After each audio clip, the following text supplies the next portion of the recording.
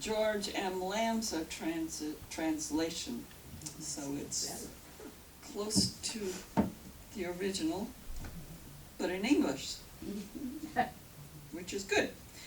I'm reading Proverbs 4:5-9. Get wisdom, get understanding, and turn not aside from the words of my mouth. Do not forsake her. She will preserve you, love you, and she will save you.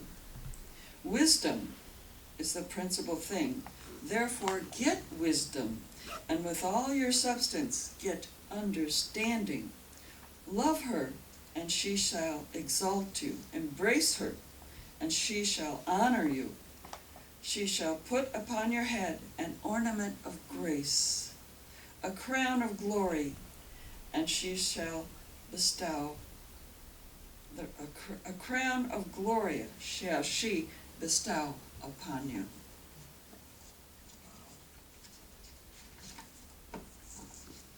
So, today's speaker is an accomplished leader here at the Teaching of the Inner Christ. She is speaking about what do we think of ourselves. So let's welcome Reverend Mary Ann Kelley.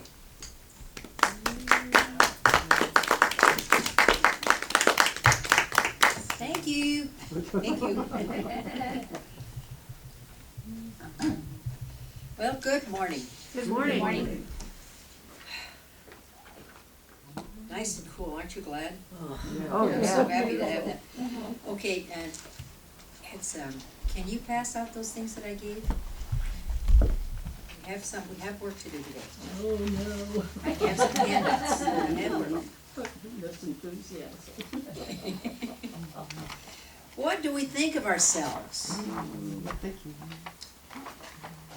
What do you see when you look in the mirror in the morning? And what do you say to that person in the morning? I say, "Hi, Mom." Because I see my mother's face looking back at me in the morning. And I say, "Hi, Mom." And I'm joyously happy to do that. And I know that I am ripening, if you will. I'm putting some age, you we can't help aging, but we don't have to grow old. That's the point. We can't help aging, but we don't have to worry about growing old. So in this homework here, or in this work that we're giving, does anybody need a pencil? There's a question here. The question is, what do you see when you look in the mirror? What do you see when you look in the mirror? Okay. Do we need more? Well, that was good. Okay, does everybody have one? Okay. Somebody has two? It's 3 pages. It's 3 pages, yes, it's supposed to be 3 pages. Okay? 3 pages. Okay, on the first page, you'll see the first question. It says, what do I see when I look in the mirror? What do I see in the mirror? So write down what you see in the mirror when you think about it. What do you see in the mirror when you... What or who? Or, yes, or what or who? That's right. What or who? Exactly. What do you see in the mirror? Take a minute.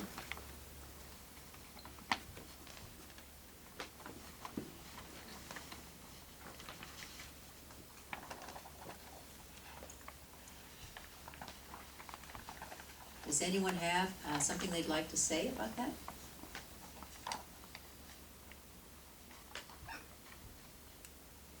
What do you see in the mirror? Yes, Miss Rachel. Yeah, I see good old Betty Jane. You see good old Betty Jane? Yeah, that was what my given name. That was your birth name? Mhm. Okay. Good old Betty Jane. And what do you think about her? What do you say to her in the morning? Yeah. Well, then I look like my grandmother, you know. Okay. Now, And did you like your grandma? oh, I loved her, yeah. Well, see, I there you was go. raised by her. And the feelings that go with that. What are the feelings that go with the person you see in the mirror? Mhm.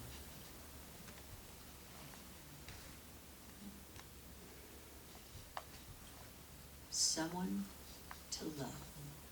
Yes, yes. I'm sure getting older. Well, but we don't, well, we can't help But- aging, but we don't have to get old. Yeah, Yeah. right. Yeah. There's a difference. We don't have to be old. We don't have to be old. Yeah, You can't help aging. No. yeah, Yeah. right. Exactly, exactly. Yeah, okay. So, how do you feel about your physical body? That's the next question. Do I find something about it to criticize, and what would that be?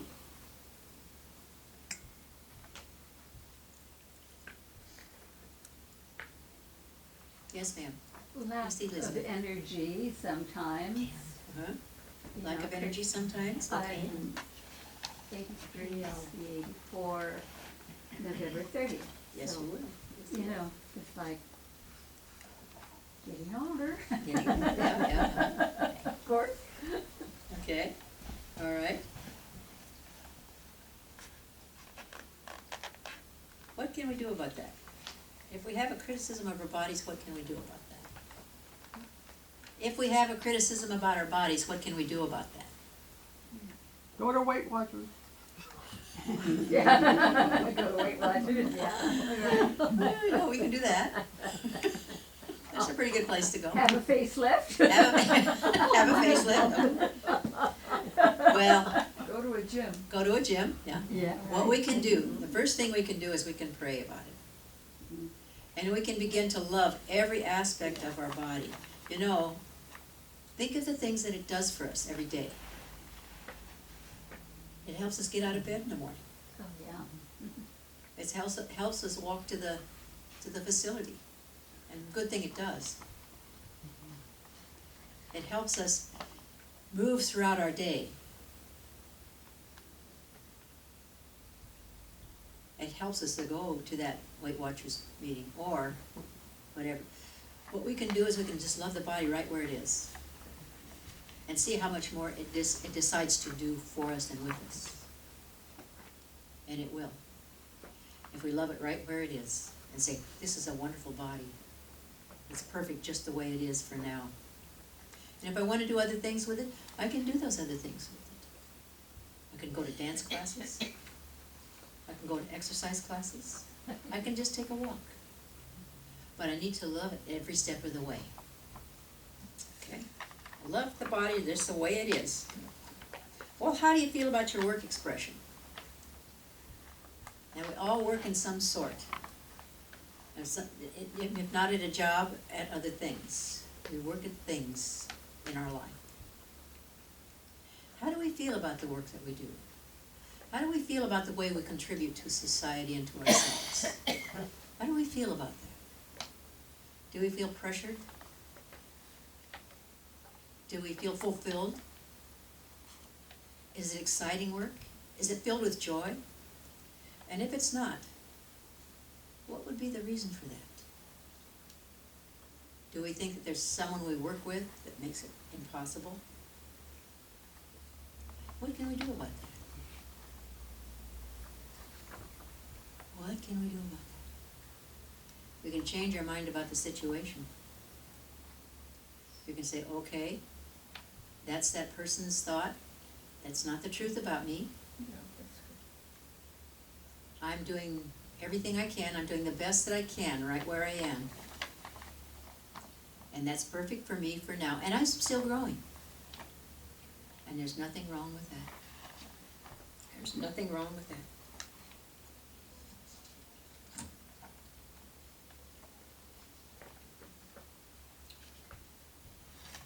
Do I love myself? Do I love myself all the time?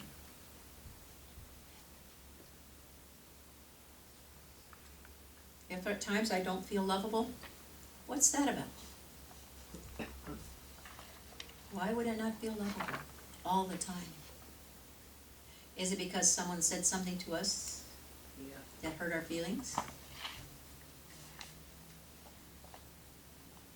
What can we do about that?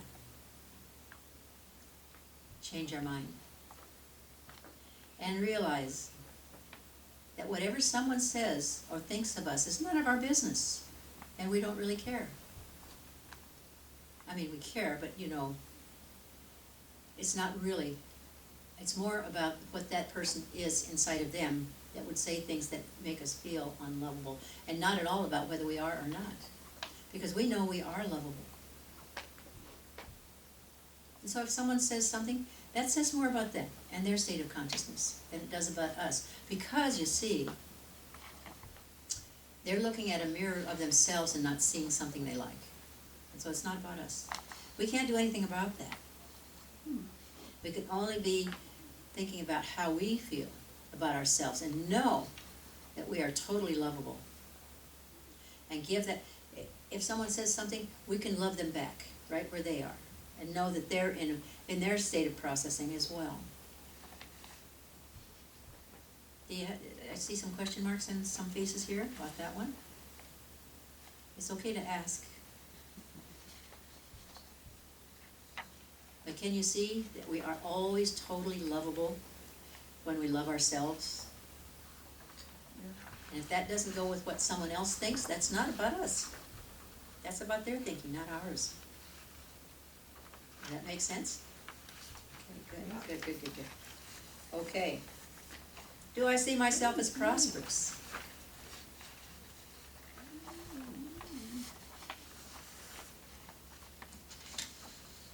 Do I have enough and to share and to spare all the time? And if not, how can I change that? Do I think somebody is standing in the way of my prosperity? What can I do about that? How can I change that situation? And the most important question is, who is my source? Who is my source? Who or what is my source? God is my source. God always provides. And I remember talking to Ann Meyer about this years ago, and telling her that I needed to work. I know God was my source, but I needed to work. And she said, yes, but God is your source through your work. God is your source through your work, through whatever means. That's your source. God is the source through that. And if something seems to be standing in our way, the way of our prosperity, that's within our mind. And remember that everything in life is energy. And remember that energy can neither be created nor destroyed, but it can change form. Can and does change form. And so, if a thought we have is not a prosperity, that's what we're creating. We're vibrating at that level of energy. So let's change our level of energy and see the prosperity that's actually all around us. Take a walk in nature. There's prosperity everywhere. Do you see birds working in an office? You see squirrels working in an office? They have abundance all around. And so do we. They have it because they know they do. They know they do. And so do we. We have it because we know we have it. Beyond a shadow of a doubt, we need to know. And how do we do that? We do it through prayer. And prayer doesn't change God's mind. Whose mind does it change? We can't change God's mind. Number one, God is not a personality. God is a consciousness that thought, I'm getting bored here, as Ann's song told us this morning. I need to do something about this. So they spun and they danced and they created. God said, I want to experience more of what I am and who I am. And so then God thought these creations and they came about. So the thoughts that we carry in our minds are the things that we put into our subconscious mind, which goes out and creates for us the reality that we're experiencing. Okay? So think thoughts of prosperity. There's more to it than that, of course. You remember when Jesus, whenever he did a healing, he passed out the loaves and the fishes, then he told them to gather it up for fragments to use for another day. We get out, we treat, we do our prayer treatments, we treat and move our feet. We do what we're guided to do. And the guidance is here. It's always here. And we go for what we want, not just what we think is available. What is it you really want? A little later on in the service today, we'll be doing a prayer for our heart's true desires. And we can do that. We can do that. We can connect with our higher source. We call it our inner Christ here, or I am self here. We can connect with that through meditation. And by asking our higher nature to reveal itself to us. And when it does, we will realize that we have been here before. In fact, we've been here all along. We just didn't recognize it. So when we finally begin to recognize who and what we are, it's not God up there. God's in charge up there. No, God's in charge within here. If God is everywhere present, where is God not? God is here in everything and in everyone. And the squirrels know it, and the birds know it, and they're provided for abundantly. Through trees, through people who feed them, through all kinds of things. Okay? And this is the thing, God comes to us in various forms and provides for us when we can recognize it and accept it. Has anybody here ever tried to give you, someone tried to give you a gift and you say, oh, no, you don't have to. That's rejecting God. Because God through that person wants to give to you, wants to give to us. So the answer is thank you. Not you don't have to, it's thank you. Because we are provided for abundantly when we can accept it, to the degree that we can accept it. So, now don't go judging yourself if you can't accept it just yet. You can grow. We can grow in the love and the light of the Christ that is within us. That was within Jesus the man. Jesus the Christ was within him. He knew it. He didn't have to think about it. He didn't see the leper. He saw a perfect person. And he told him, go show yourself to the priest. So there's something to do. Look for the something that I need to do to fulfill all of my truest desires. And when we connect through our meditation, when we make that connection, something wonderful will happen. Something very exciting will happen. And it's different for every person. For me, it was a feeling of levitation. And it felt like somebody knocked on the top of my head, and it felt like my third eye opened with a click. And then I said, who is this? And they said, I am Bali. That is my I am self's name. And opening up my third eye is the signal that was given to me at that time. And so whenever I feel that, whenever I sense that happening, I know to pay attention, to listen, because something's going on. And I always feel that in my meditations. And not only that, there are bodies within bodies to infinity. We know about that. So there are various levels of ourself. We have our soul level, our teacher levels, and the inner Christ levels, the I am level, the cosmic level, and who knows how far it goes, to infinity. And we're all a part of all of that when we can accept it. And we can do that through our prayers and our meditation, and allow it to come to us in the most perfect way for us. And so, we say, thank you, wonderful God, and all of us. Hold on. I think there's another page here. So we can raise our vibration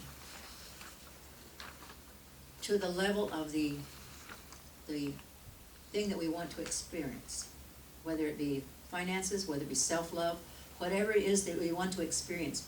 That means that if we're not there yet, it means that we're not quite at that vibration. And we need to lift that. And we need to do that through loving ourselves right where we are. And the attitude of gratitude is the neatest thing that we can do for ourselves. An attitude of gratitude.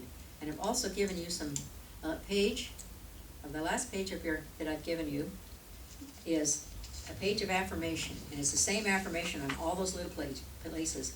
And what you can do with that is you can cut these out and you put them, one in your wallet, one in your car, one in your bathroom, wherever you want to put them. Or you can pass them out. I think about what is right and working in my life. I focus on the positive. I give thanks for every day for all that I have. And I say, thank you, wonderful God. And so it is. You want to say that with me? I think about what is right and working in my life. I focus on the positive. I give thanks every day for all that I have. Remember, thank you. Think of all the things we already have. And practice gratitude every day, many times. And that's how we get to think more highly of ourselves. Thank you, wonderful God, in all of us. And so it is, so we let it be. Amen. Thank you.